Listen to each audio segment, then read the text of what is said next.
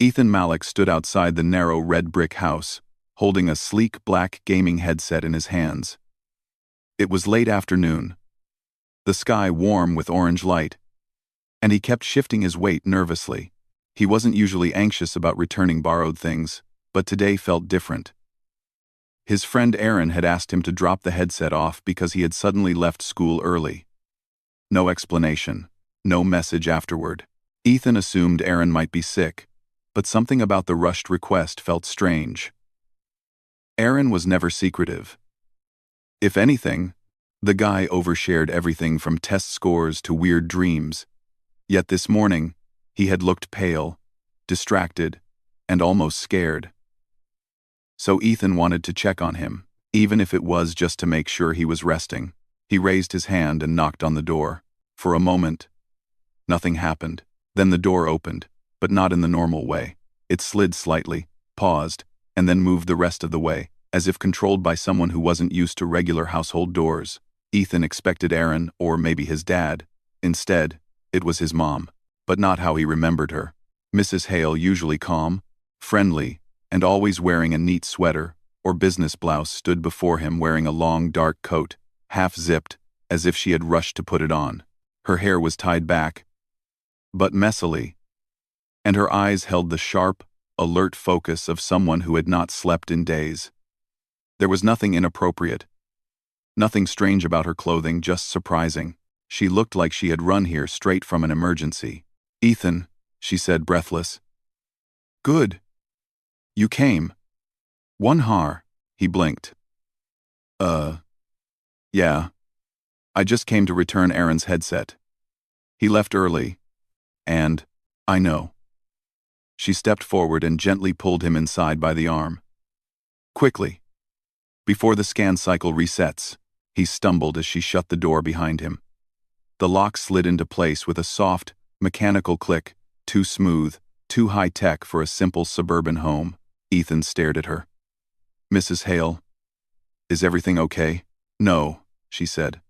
"And that's why I need your help." He almost laughed because it sounded ridiculous. Why would Aaron's mom need his help? He was just a regular student. Ordinary. He wasn't even good at sports or anything dangerous. But when he saw the tension on her face, something close to fear mixed with determination, he stopped himself. "Is Aaron okay?" he asked again, more seriously this time. She took a slow breath. "Yes. For now." That wasn't comforting. Ethan's fingers tightened around the headset. Mrs. Hale gestured toward the living room. "Sit. There is something I must tell you, and you must listen carefully. I know you have questions, but I promise everything will make sense soon." He walked slowly into the room. It looked almost normal, except for one thing. Small metallic devices, like tiny discs, glowed faint blue and were placed in each corner of the walls. They hummed faintly, like active machines. Ethan pointed at one. "What is that?" Mrs. Hale followed his eyes. "Signal scramblers. I will explain." She sat across from him, her coat slightly open, revealing what looked like a slim, armored vest underneath. Not bulky, but definitely protective. Ethan's heart started to beat faster. "Mrs. Hale," he said softly. "Are you in some kind of trouble? Should I call someone?" "No, do not call anyone. No police, no neighbors, no teachers. And especially not the government." She leaned forward. "Not yet," Ethan swallowed. This was no longer a normal visit. "Then please tell me what's going on." Mrs. Hale nodded slowly. "It started 57 hours ago. Aaron and I were having breakfast when our home defense system detected an anomaly. A small energy fluctuation near the backyard. At first, I thought it was nothing, glitches happen. But then it happened again. And again." Ethan blinked. "Wait, home defense system?" She gave a tired smile. "Ethan, my job isn't what you think it is. I do not work for a shipping company. I am part of a classified research division. Most of my work is harmless. Data, theory, predictions. But sometimes the world changes faster than we expect." Ethan tried to process that. "So the anomaly, Was it dangerous? Her fingers tapped nervously on her knee. Yes. Because it wasn't from this world. It was an external signature. He frowned. Like, from outside the neighborhood? No, from outside Earth. Ethan stared. She continued. 3 days ago, a micro-rift opened for less than 2 seconds behind our house. Tiny. Harmless. Barely a crack in space, but enough to let something through. His voice dropped to a whisper. Something? A probe, small, metallic, and clearly not human-made. It vanished before we could capture it, but not before it scanned Aaron. Ethan felt his stomach twist. Scanned? Him? Why? Because, she said, her voice steady but tense. They were looking for someone. And they marked him. Ethan's grip tightened on the headset until the plastic creaked. Marked him for what? Mrs. Hale leaned closer. For contact, for observation, and possibly for retrieval. Ethan felt cold. She continued. That night, Aaron started feeling dizzy. His heartbeat changed rhythm. His eyes glowed faintly when the lights were off. Ethan shook his head. No. No way. That can't be real. She gave him a tired, sad smile. I thought the same. But the medical scanners don't lie. There is foreign energy inside him. And it's growing. The room suddenly felt smaller. Ethan felt like the walls were closing in. Is he okay now? He asked again, almost pleading. Mrs. Hale nodded. He's stable. Resting in a secure room downstairs. But we don't know how long that will last. Ethan exhaled shakily. Relieved Aaron wasn't hurt, at least not yet. Why are you telling me this? He asked softly. I'm not special. I'm not trained. I'm not anything. You're wrong, she said firmly. And the probe showed that.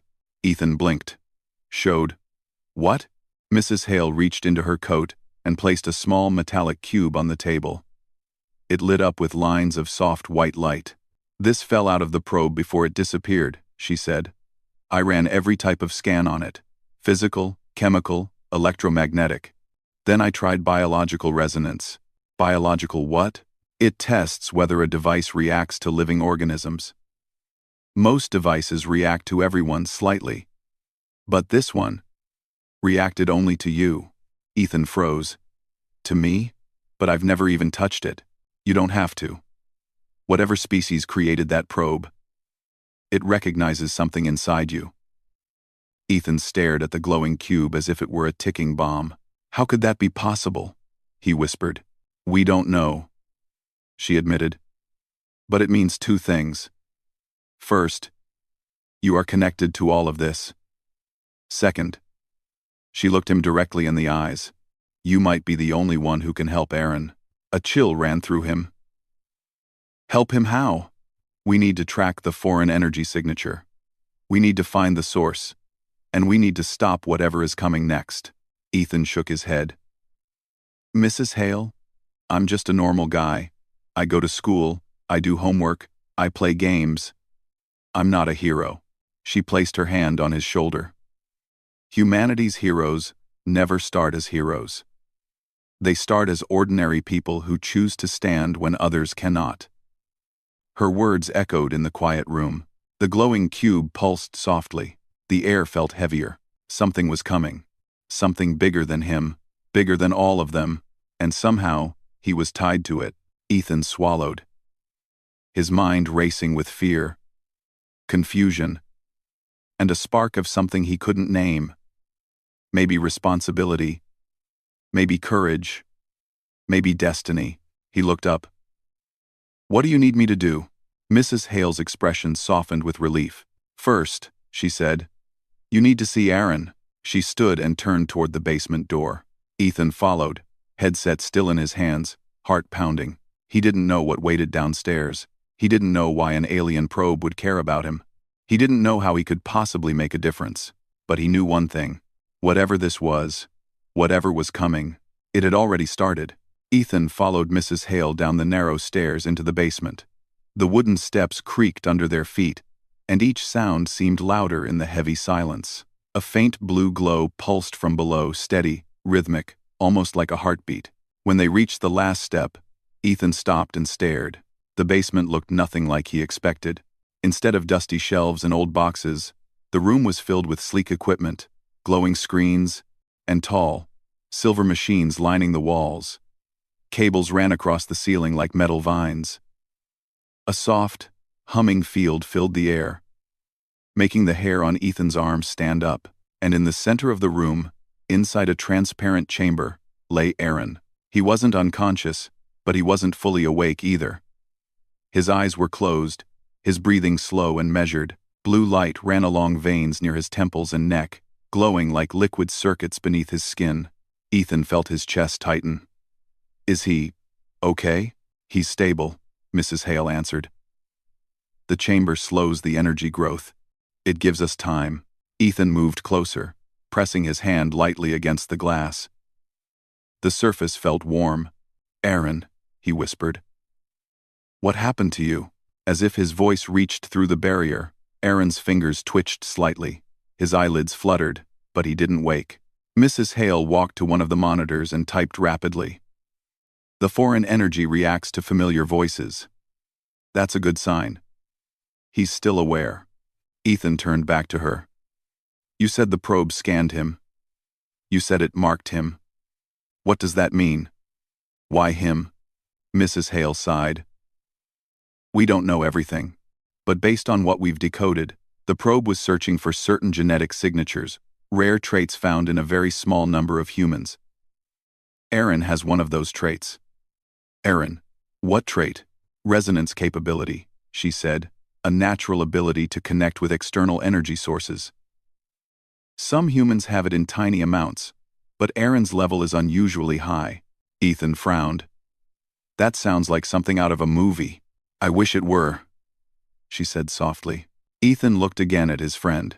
Aaron always joked about being special.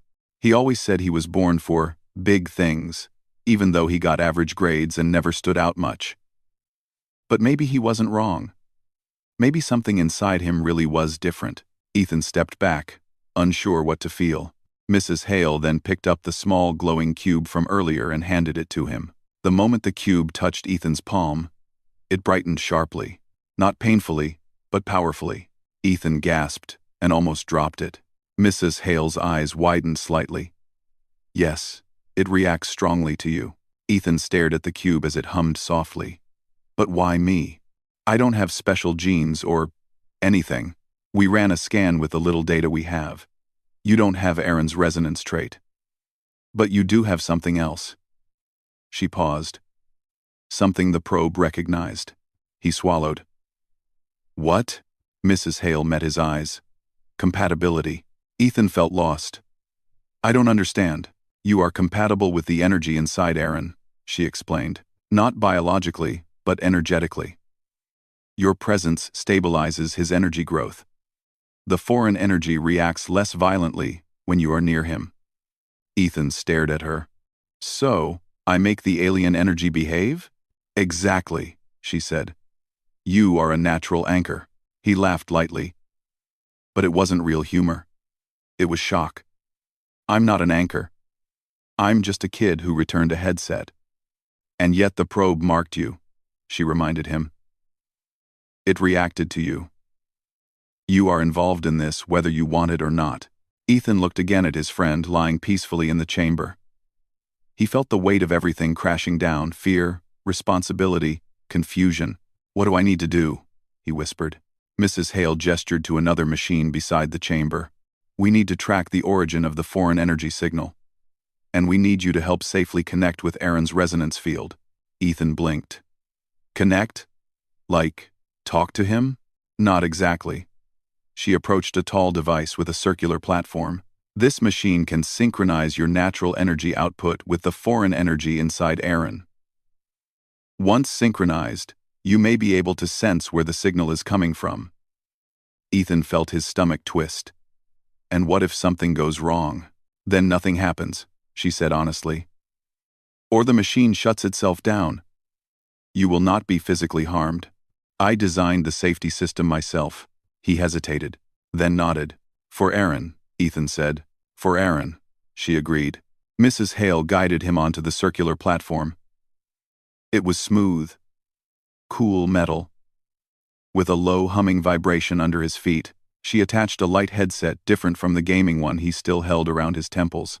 It felt weightless. "This will help monitor your brain activity," she explained. "The machine will do the rest. Just stay calm." Arkin. He nodded again and released a slow breath. Mrs. Hale activated the machine. A soft ring of blue light rose from the platform, surrounding him like a holographic bubble. The room grew quieter, as if sound itself stepped back. The lights dimmed, focusing all brightness on him and Aaron. Ethan's heartbeat echoed loudly in his ears.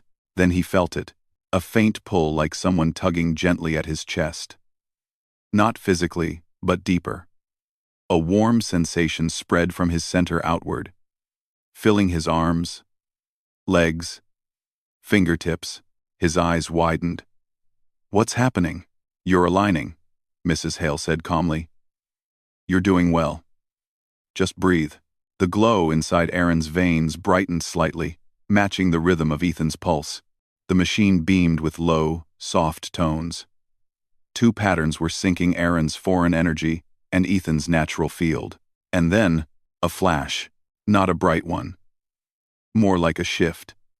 Suddenly, Ethan wasn't just standing on the platform anymore. He was somewhere else. He wasn't seeing with his eyes. He was seeing with something else, something inward. Darkness stretched around him, broken by swirling blue streams of light.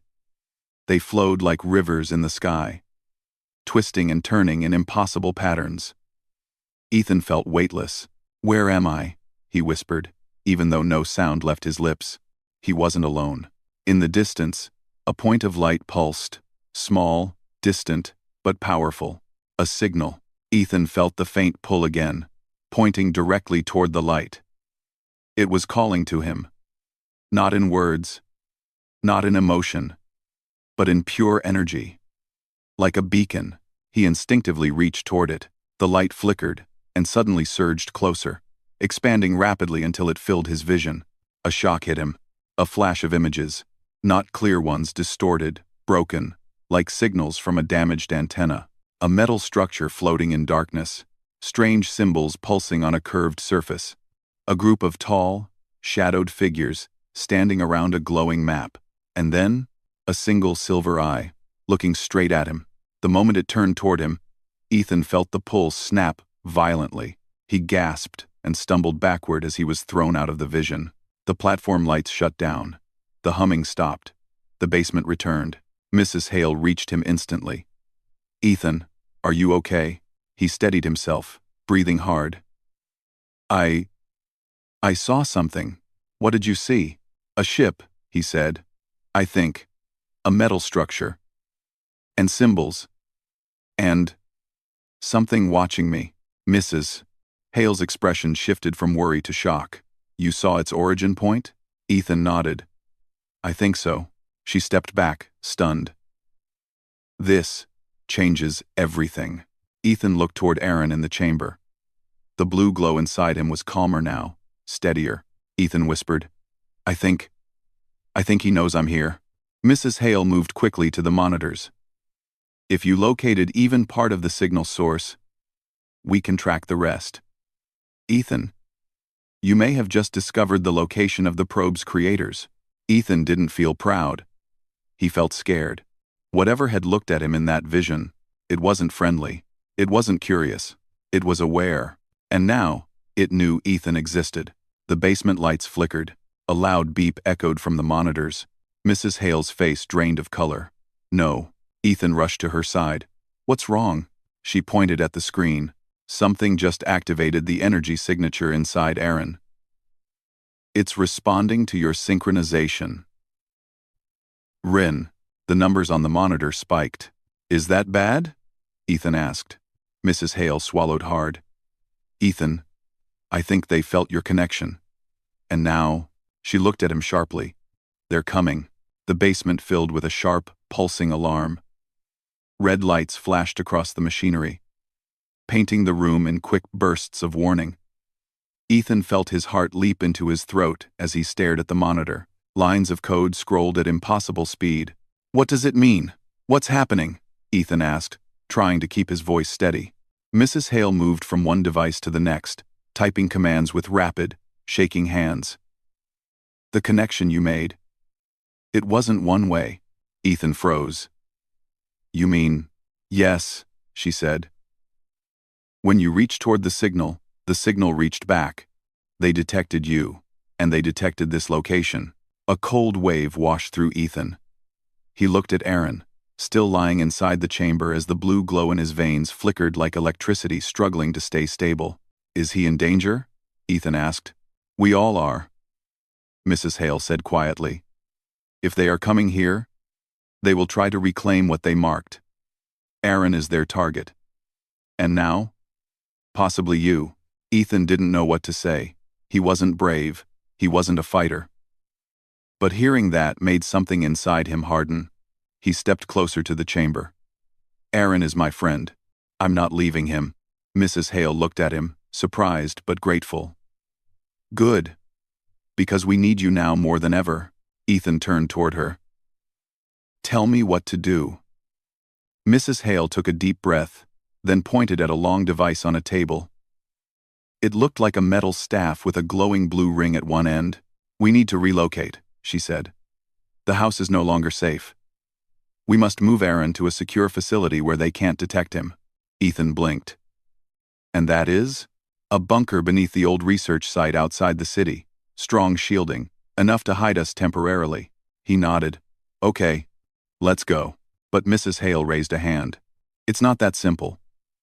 Moving him without protection could trigger the reaction inside his body. That device," she pointed again at the metal staff, "creates a stabilizing bubble. It must remain active the entire time." Ethan picked up the staff. It was lighter than he expected, warm to the touch. "How long can it stay powered?" "Maybe 4 hours," she said. "But the drive to the facility is only 30 minutes. So we're safe?" She shook her head. "Only if we can leave before they arrive." Ethan swallowed. "How much time do we have?" Mrs. Hale looked at the monitor again. Her face tightened. "Less than 20 minutes." They moved quickly. Mrs. Hale deactivated the chamber's external shields. The transparent walls slid open, and warm light spilled out. Aaron's breathing stayed slow and even, but his skin was glowing brighter than before. "Careful," she said softly. "Lift him gently." Ethan slid one arm under Aaron's shoulders and one under his legs. Aaron wasn't heavy. He was tall but thin. Still, Ethan felt the strange warmth coming off him like he was holding a living battery. "The staff," Mrs. Hale said. "Hold it close to him." Ethan brought the glowing ring near Aaron's chest. A soft bubble of blue light expanded around them, wrapping Ethan and Aaron inside a thin sphere. The energy felt calm, balanced. "It's working," Mrs. Hale said with relief. "Good. Now follow me. And whatever happens, don't let go of that staff." Ethan nodded. They moved up the stairs. Every step felt heavier, like the air was thickening with tension. The whole house hummed with faint electricity. Even the walls felt alive, vibrating softly. When they reached the living room, Mrs. Hale stopped suddenly. Ethan froze behind her. "What's wrong?" She lifted a hand for silence, and then he heard it too, a sound outside. A low, distant hum, like something large cutting through the air far above the neighborhood. Not a plane, not a helicopter, something else. The windows trembled as the hum grew louder. "They're early," Mrs. Hale whispered. Ethan's grip tightened around Aaron and the staff. "What do we do?" he asked. She looked back at him, eyes sharp. "We don't panic. We move." She unlocked the back door quietly and peeked outside. The sky was dimming unnaturally fast. Clouds rolled in even though the weather report said clear skies. The air felt heavy, charged, as if the world itself was holding its breath. "We go to the car," she said. Quickly, Ethan followed her out the door, keeping the glowing bubble around Aaron steady. They moved across the backyard, the grass brushing against their feet. Mrs. Hale reached the black SUV parked near the fence and opened the back door. Lay him flat, she said, and keep the staff close. Ethan carefully lowered Aaron onto the seat. The bubble remained around them, holding steady. He climbed in beside him, while Mrs. Hale rushed to the driver's seat. She started the engine. Before she could hit the gas, a bright flash lit the sky. Ethan turned his head. A massive, circular shadow hovered above the neighborhood. Silent, smooth, and shaped like a perfect dark disk. No lights, no markings, just a floating shape blocking out the sun. Ethan's breath caught. Mrs. Hale. I see it, she said, gripping the wheel. Hold on.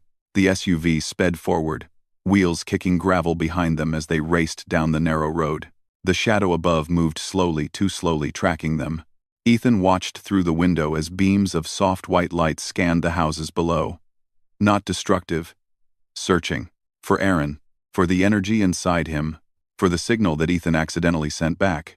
Mrs. Hale turned sharply onto the main road. Almost there, stay calm. But the shadow suddenly shifted, course it tilted, then began following directly above their car. Ethan's chest tightened. They're locked on us. Keep the staff steady, Mrs. Hale shouted. The bubble is the only thing hiding Aaron's energy from them. If it collapses, they will take him instantly. Ethan held the staff with both hands, pressing it close to Aaron's chest. The blue bubble flickered, then stabilized. Just stay with me, Aaron, Ethan whispered. We're getting you out of here. Aaron didn't respond, but his glowing veins dimmed slightly, almost like his body heard him and calmed. The UFO above them hummed louder. Mrs. Hale pressed harder on the accelerator, the engine roaring. The city outskirts came into view, the long road leading toward the hills. But before they could reach the open highway, a beam of white light shot down from the craft. It hit the road in front of them, cracking the asphalt and throwing dust into the air. Mrs. Hale swerved hard, the car nearly tipping before stabilizing.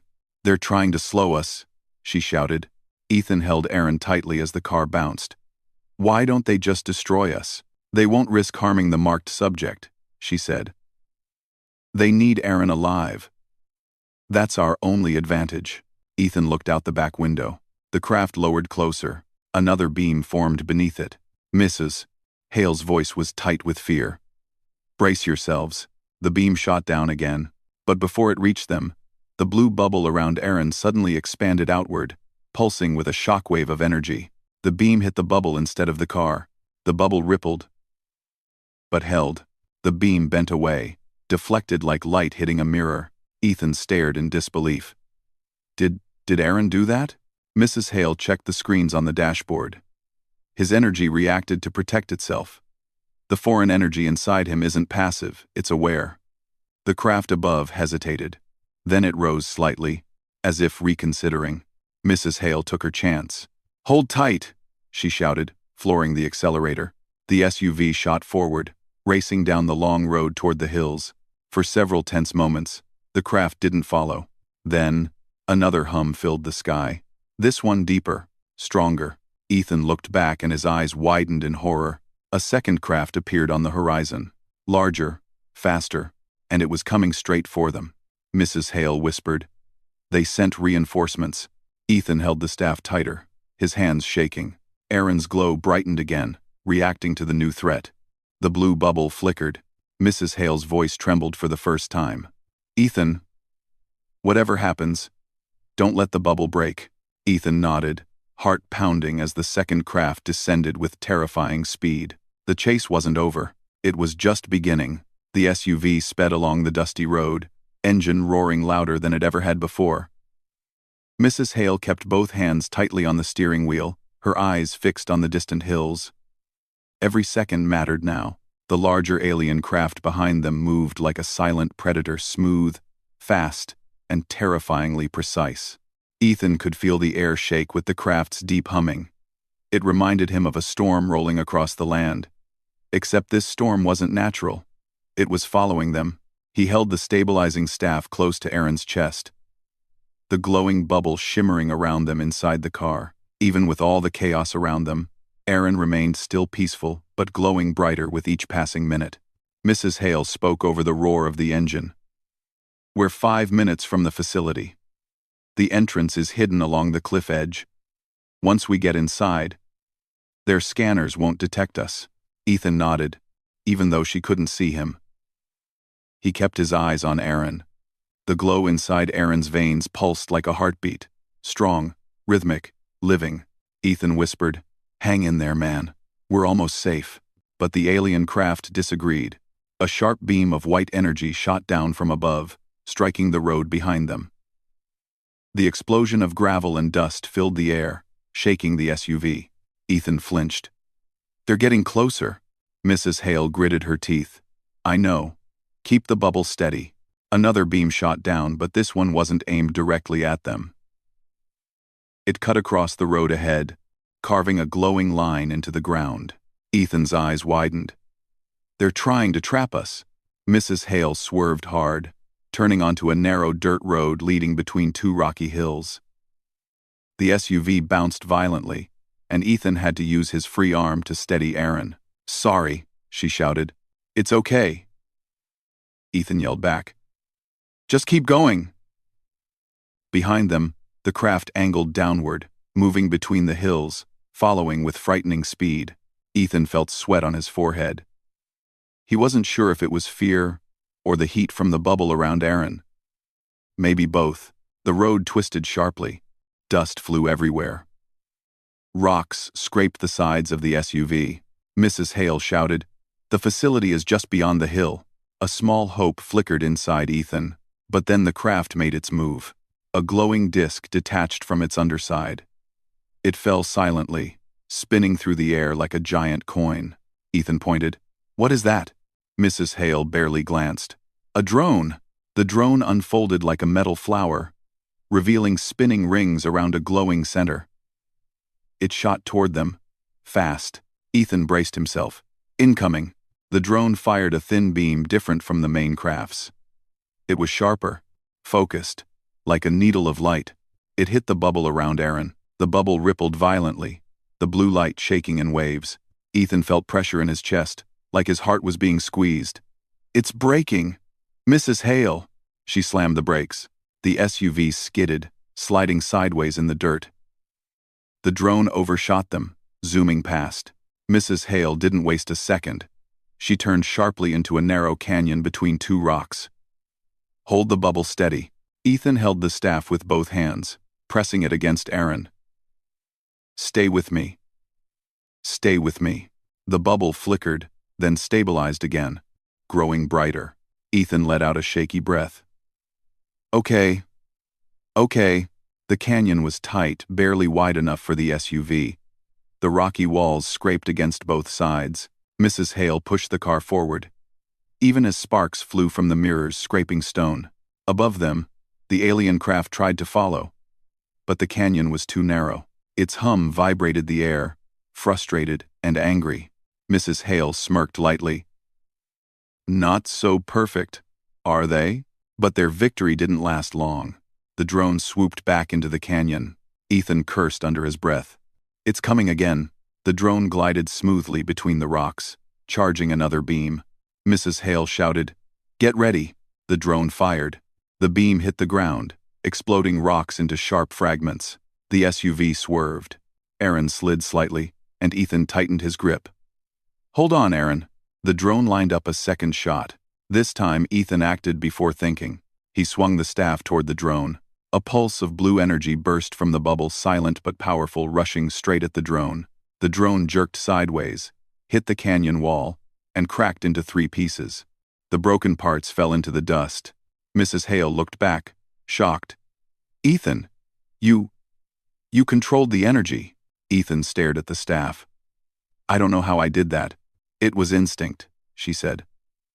"The energy inside the bubble responded to your intention." Ethan took a deep breath. "So, I can protect him?" "Yes," she said. "And that means you're more important than we thought." The canyon opened into a wide clearing. A giant rock wall stood before them. Mrs. Hale hit a sequence of buttons on a device attached to the dashboard. "We're here." A section of the rock wall shimmered like a hologram and slowly slid open, revealing a metallic tunnel descending underground. Ethan stared, amazed. "A hidden door?" "Shielded facility," she said. Almost no one knows it exists. She drove the SUV inside. As soon as they crossed the threshold, the heavy door behind them began to close. But the alien craft wasn't giving up. It swooped down toward the canyon, forcing itself as close as possible. The humming grew louder, angrier. A final beam of bright white light shot out, racing toward the closing door. Ethan shouted, "It's going to hit." But Mrs. Hale was ready. She slammed her hand on a large red button on the dashboard. A shimmering energy shield burst across the entrance just as the beam struck. The beam hit the shield, bounced, and exploded in a flash of white against the canyon wall. Dust filled the air outside. The heavy door sealed shut. Silence washed over the tunnel. Ethan collapsed back against the seat, breathing hard. We made it?" Mrs. Hale nodded, exhaling shakily. "For now. They won't break through that door easily." Ethan looked at Aaron. The glow in Aaron's veins dimmed slightly, calmer again. Like the danger outside had eased the pressure inside him. Ethan whispered, "You're safe, Aaron. Just a little more." 1. Mrs. Hale guided the SUV deeper into the tunnel until they reached a large underground room filled with clean metal walls and bright white lights. Scientists in white and gray uniforms rushed toward them, shocked and curious. One of them, a tall woman with silver glasses, approached quickly. "Dr. Hale, is this the marked subject?" "Yes," Mrs. Hale said, "and we don't have much time. Prepare the containment chamber." Ethan helped lift Aaron out again, keeping the staff close. The scientists looked at Ethan too, whispering questions. Mrs. Hale answered for them. "He's essential. Do not separate him from Aaron." Ethan felt a mix of fear and pride hearing that. They placed Aaron onto a platform inside the new chamber. The machines activated instantly, scanning his glowing body with soft beams of light. But then, something unexpected happened. The lights above flickered. The floor vibrated. Aaron's glow surged suddenly, twice as strong as before.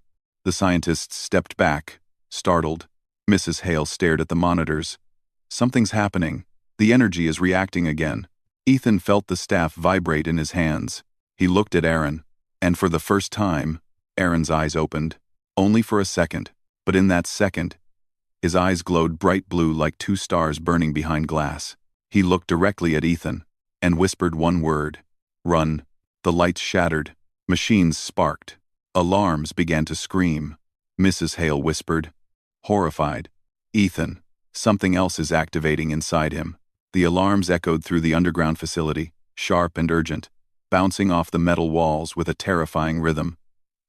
Red lights flashed above everyone, bathing the room in a trembling glow. Ethan stood frozen, staring at Aaron, who now lay on the platform with blue light racing through his veins. Mrs. Hale stepped back from the control panel, completely shocked. This energy level, it's impossible. He should not be able to generate this much power while unconscious. But Aaron wasn't unconscious anymore. His eyes had been open for just a second, one short second, but the intensity inside them had been enough to freeze Ethan's blood. "Run." That one word kept repeating in Ethan's mind like a cold echo. The scientists rushed to the screens, typing fast, trying to understand what was happening. The machines flickered and sparked as if they were being overloaded by some invisible force. One of the scientists shouted, "Dr. Hale, the energy is forming an internal surge. It's spreading faster than our systems can record." Another said, "If this continues, the chamber won't hold for long." "Mrs. Hale clenched her jaw. "We need to stabilize him. Ethan, stay close, no matter what happens." Ethan nodded, gripping the staff tightly. He forced himself to stay calm, though his heartbeat felt like a drum pounding inside his chest. Aaron's breathing grew heavy. The glow around him pulsed like waves of light rolling across the surface of an ocean.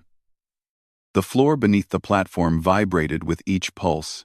Ethan whispered, "Aaron, can you hear me?" For a moment, everything went silent. Then Aaron gasped sharply, arching his back as if something inside him was pulling upward. The blue lines on his skin blazed brighter than ever before, illuminating the entire chamber. A shockwave of blue energy burst out from him. Ethan braced himself, but strangely the wave didn't push him away. Instead, it curved around him like an invisible shield. The The staff he held glowed with the same color, responding to Aaron's energy like it was alive. But the shockwave didn't spare everyone. Several scientists stumbled back, pushed by the force. Papers flew, equipment toppled, the lights flickered wildly. Mrs. Hale steadied herself. "He's losing control." "No," Ethan whispered. "He's trying to warn us. Something scared him." Aaron suddenly spoke, his voice soft, but echoing strangely, like two voices layered over one another. "They're coming." Mrs. Hale narrowed her eyes. "Who? The aliens?" Aaron didn't answer. His eyes were closed, but his breathing turned shaky, uneven.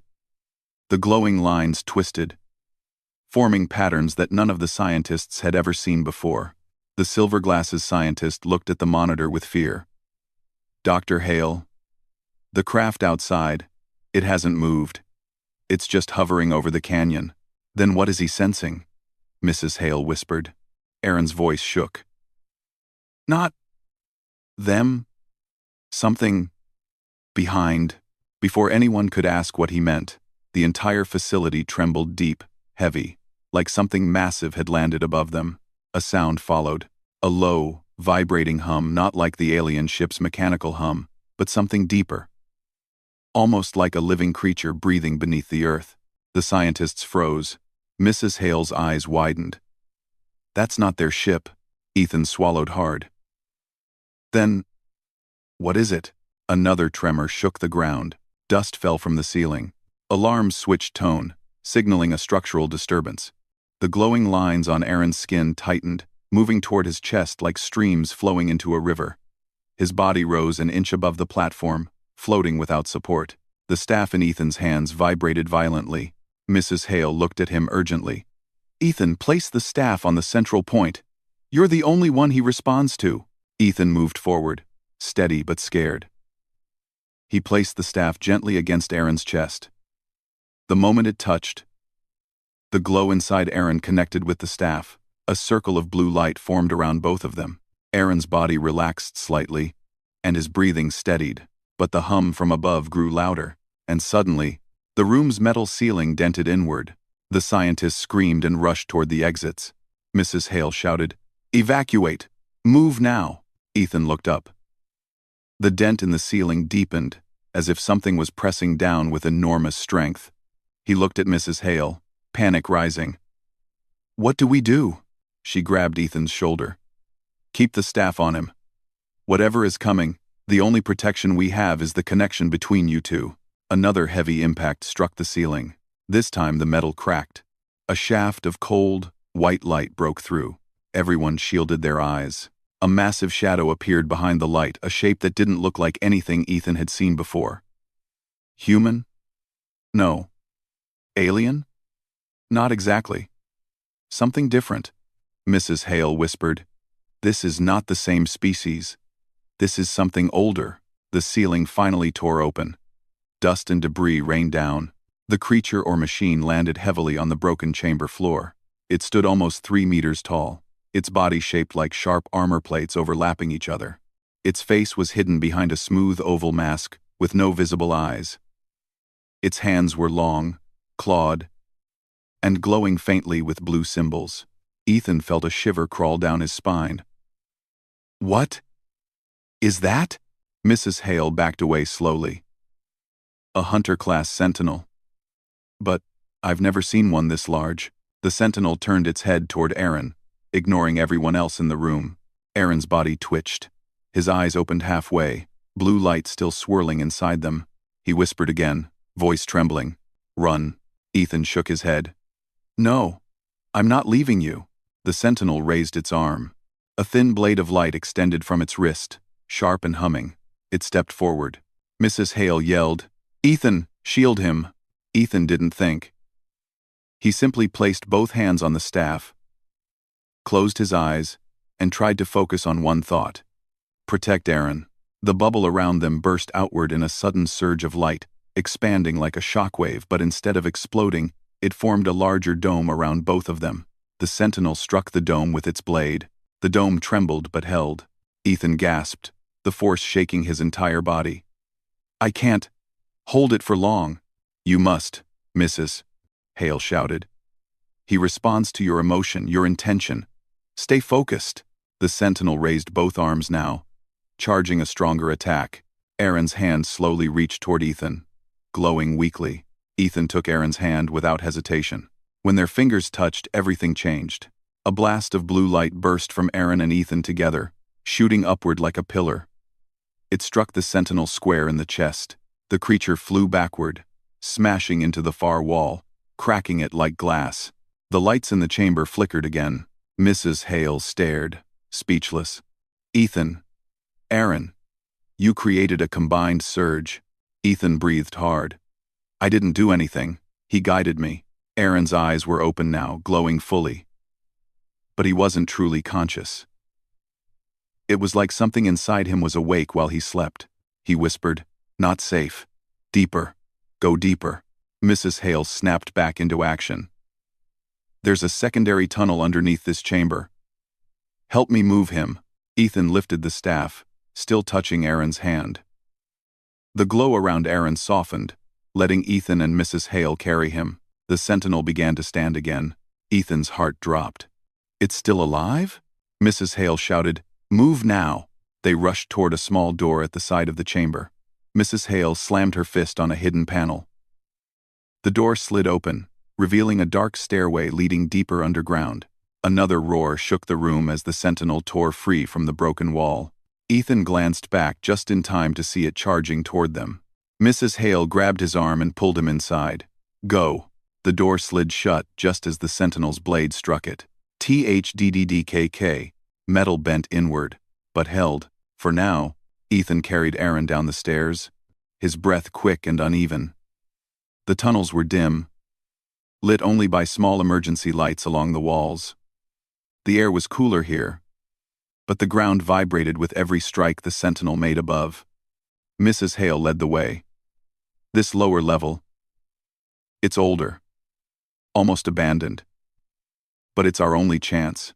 Ethan looked at Aaron, whispering, "Just stay with us. We'll get you safe." Aaron's eyelids fluttered, and a faint smile crossed his lips, peaceful, familiar. For a moment, Ethan felt hope, until a deep echo rolled through the tunnel. Not the sentinel, something else, something bigger. Mrs. Hale stopped walking. Her face went pale. "That sound, it's coming from below us." Ethan swallowed.